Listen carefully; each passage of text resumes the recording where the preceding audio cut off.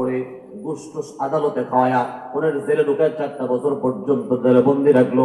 আমরা প্রত্যেকে দেখেছি ওনাকে যখন জেলের ভিতরে ঢোকায় তো হাতের ভিতরে বেড়ি পড়াইছে, পায়ের মধ্যে বেড়ি পড়াইছে, হাঁটতে পারে না। এমনকি পরিমাণ নিবান্নে জুলুম করেছে, কিছুদিন পর্যন্ত হাঁটতেও পারে না, চেয়ারে বসে বসে চলা লাগছে। কথা বলে ঠিক কিনা ঠিক না?